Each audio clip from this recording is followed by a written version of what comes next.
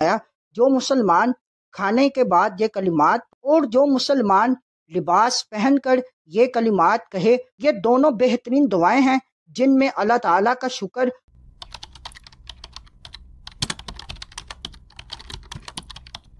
بسم اللہ الرحمن الرحیم۔ آج کی حدیث مبارک کھانے اور لباس پہننے کے بعد کی دعا، المستدرک علی الصحیحین حدیث نمبر 1870، سنن ابی داؤد حدیث نمبر 4023۔ حضرت معاذ بن انس رضی اللہ تعالیٰ عنہ سے روایت ہے کہ سیدنا رسول اللہ صلی اللہ علیہ وآلہ وسلم نے فرمایا، جو مسلمان کھانے کے بعد یہ کلمات پڑھے اس کے سابقہ یعنی صغیرہ گناہ معاف ہو جاتے ہیں۔ الحمدللہ الذی اطعمنی ھذا ورزقنیہ من غیر حول منی ولا قوت۔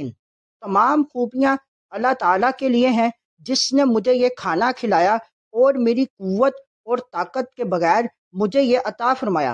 اور جو مسلمان لباس پہن کر یہ کلمات کہے اس کے سابقہ گناہوں کو بخش دیا جاتا ہے۔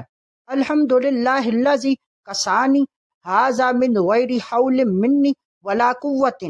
اللہ تعالیٰ کا شکر ہے جس نے مجھے یہ پہنایا اور میری طاقت اور قوت کے بغیر مجھے اس سے نوازا۔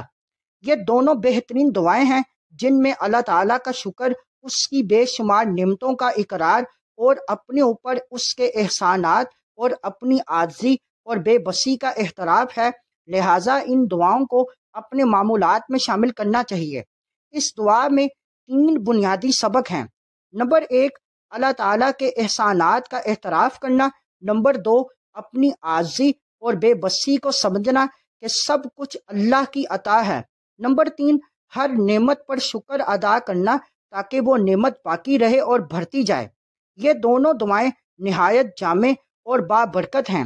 ہمیں چاہیے کہ انہیں اپنی روزمرہ زندگی کا معمول بنا لیں تاکہ کھانے اور لباس جیسی بنیادی نعمتوں پر بھی شکر گزاری کرتے رہیں اور اللہ کی مغفرت اور رحمت حاصل کریں۔